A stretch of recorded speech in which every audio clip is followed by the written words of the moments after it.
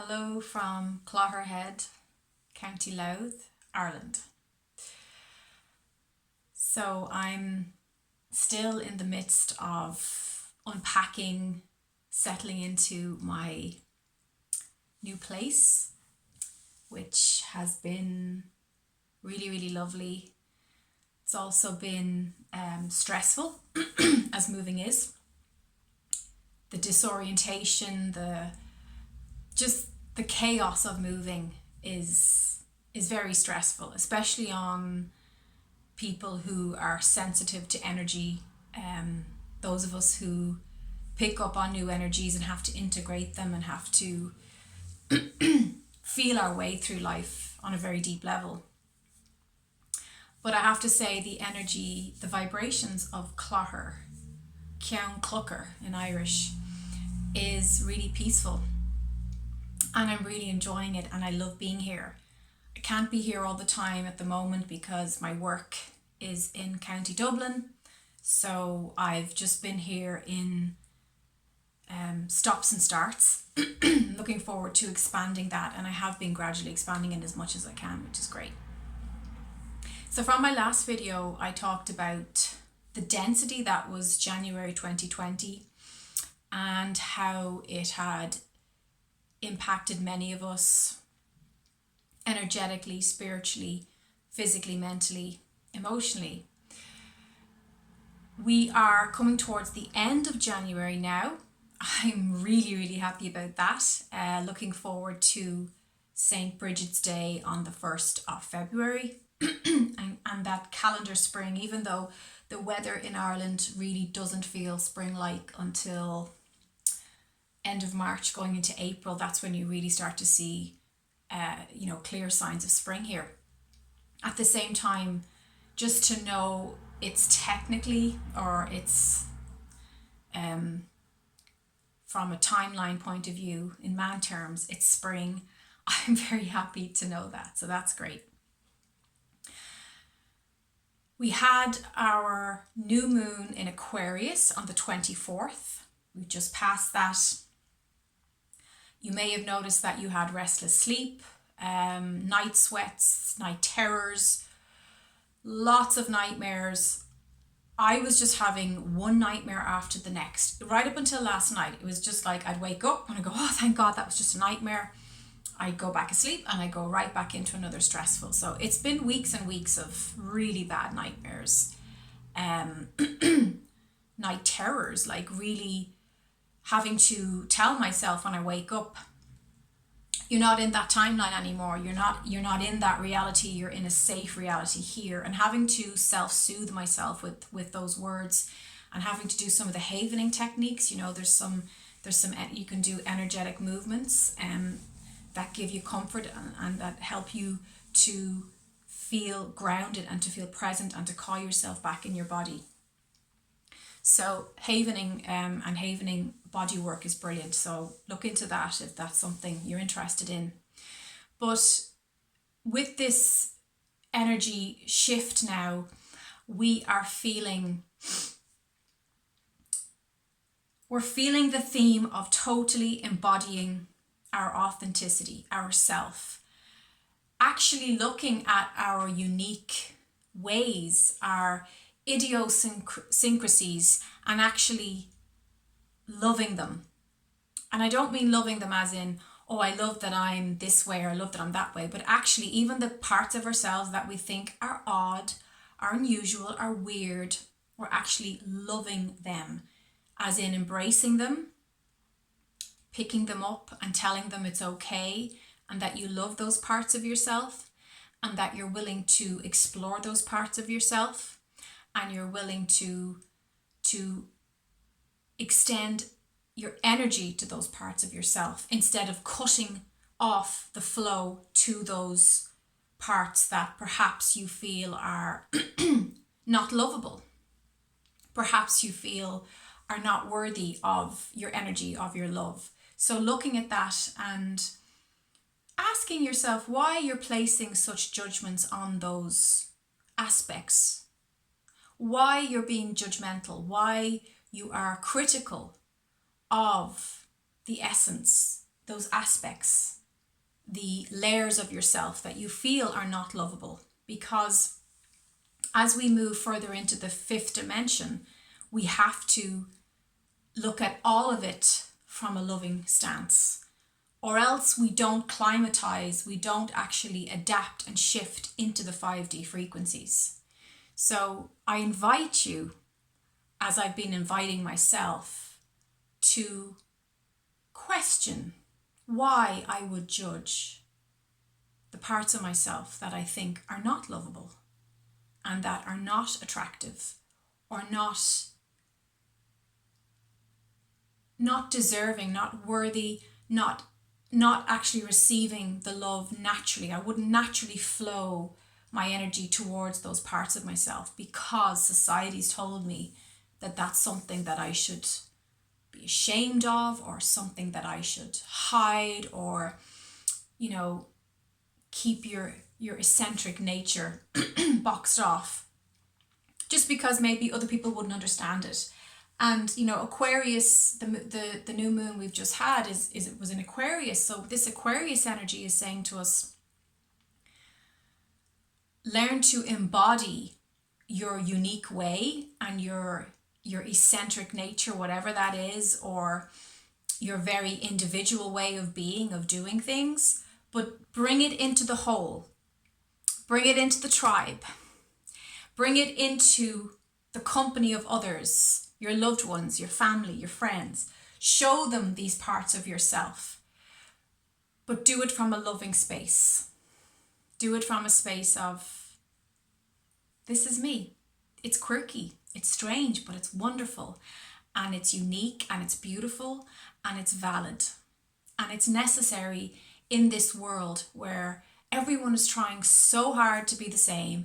Everybody is trying to clone each other or clone the Kardashians or whatever. You know, it's something that actually got me through many of the insecurities of my youth. I remember feeling very insecure, like in my teens, about, you know, my nose, or I remember my boobs. I felt like my boobs were tiny. And then I thought, but they're my boobs and they're perky. I started to try to find aspects of them that could help me love those parts of myself. And that's what I mean by exploring, extending love to that part of yourself. So, you know, it's a silly thing to use, but we'll just say the boobs, okay? Because it's genuinely something I think I always had insecurity about. Until I think I got into my 20s, and I was just like, look, they have great feeling. They're very, very sensitive. They bring me joy. They brought other people joy. And I learned to just say, these are my boobs. This is my nose. These are my lips. These are my eyes, whatever your issue is.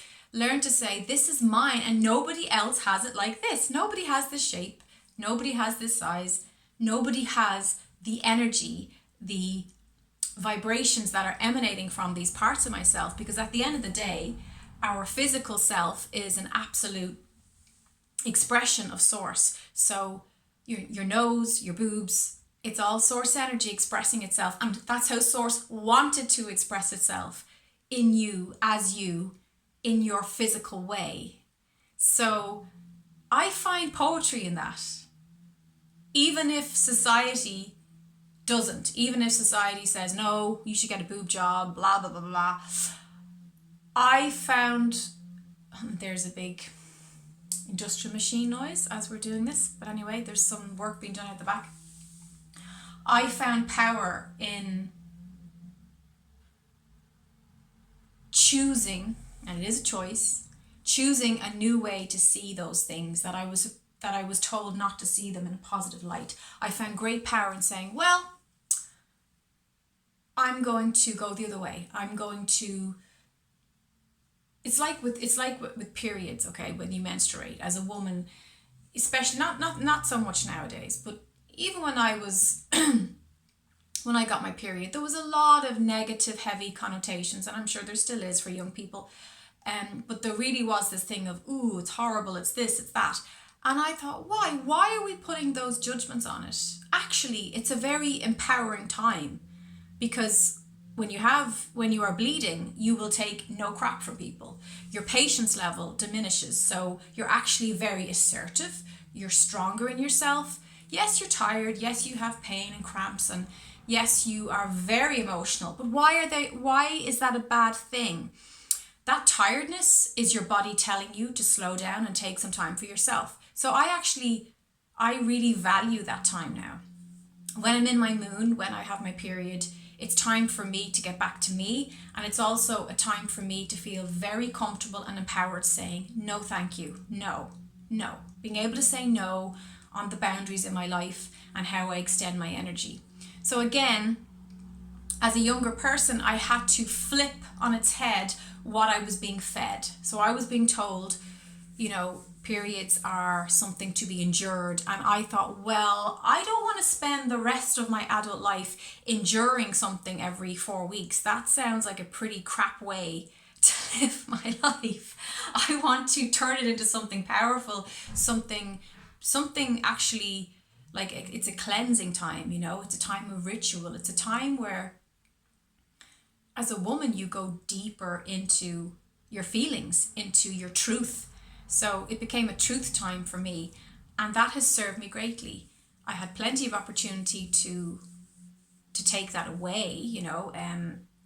I did used to have terrible period pain, and the doctor offered me the pill, and I was offered all kinds of artificial means to control that part of myself. But instead I embraced it. Instead I worked with those energies, and it actually became a time of great learning, great understanding, and an expansion of my spirituality and of myself. And I did research, and I looked to other cultures to find wonderful ways of seeing it. And like the Native Americans had an interesting way of seeing it, as do other cultures.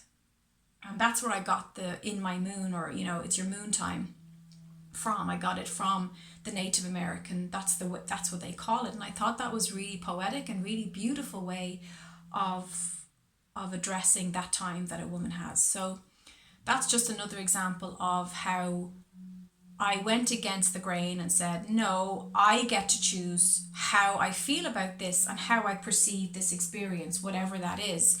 And I get to say how I will interpret that in my life.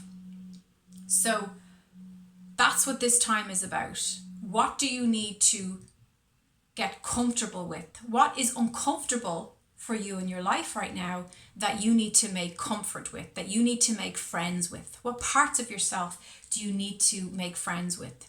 And how can you bring those unusual, individual, eccentric parts of yourself that perhaps you keep in secret? How can you bring that into the world? How can you unveil that with your friends and family from a loving space and say, I can't, it's too much energy to hide these parts. It's too exhausting to be pretending that these parts of me are not here and they don't exist, and actually give them a voice. So this is a time about, it's a time of using how you carry yourself, your behavior, your voice, using that in a way that encompasses the whole you. This is about the complete you and how you're going to bring that into the world and into your personal circles with your family. Many of us hide so much of ourselves from our family for fear of judgment and for fear of being labeled a certain way. But we have to outgrow those judgments and those criticisms now, because they're not part of the new earth.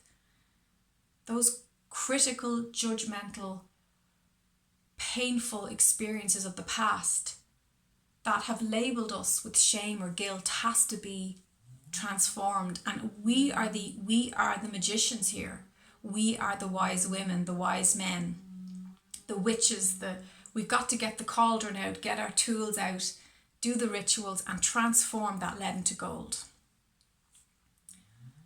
So I know it's been a very overwhelming time. If you look at my last video, I spoke about how the 2020 January energies, it was really about pushing us into becoming masters of our lives and masters of our 5D experience here. And that requires great courage.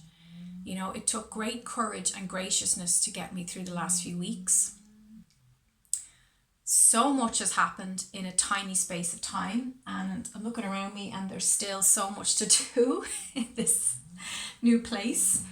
But in the past, I would have panicked about that. I would have really pushed myself to have everything done and be perfect and have everything set up perfectly. And I'm just not doing that now because I'm not willing to hurt myself. I'm not willing to burn myself into the ground just so I can feel like if anyone knocks on the door, the place looks perfect. You know, that's the reason I'm sharing this is it's an example of what we're doing with our energy right now. What do you usually do to keep other people happy? That is wasting your time and energy where you could actually be expanding and growing and having pleasure in your life. So instead, I've just taken the last few weeks easy on myself. I do what I can when I can, but I'm juggling a lot, and I'm actually enjoying the unfolding. I'm enjoying the nesting and the unpacking, and I'm actually doing it on a timeline that suits me. And that's okay. And people can think what they want and say what they want. That's okay too.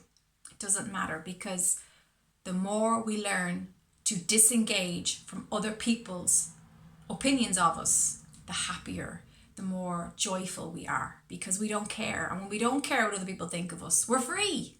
And when you're free, you give other people permission to be free. So when you sit down with them and they feel your liberation, your liberated soul, you actually give them permission to be liberated too. And then we're actually inspiring each other. That's what this is all about. So if you haven't seen my last video, I would advise you to do that, because I talked about the themes, the ascension symptoms as well of January. And I had to say hello to you because you were all on my mind, and I felt that little nudge from spirit to reach out. So I hope you're having a lovely end of January, and I look forward to doing lots of new videos throughout 2020. And if you have any questions or any specific things you want me to address, leave it in the comments below, and I will address those questions in future videos. Thank you. Oh, please give me a like. I would really love that. Thanks.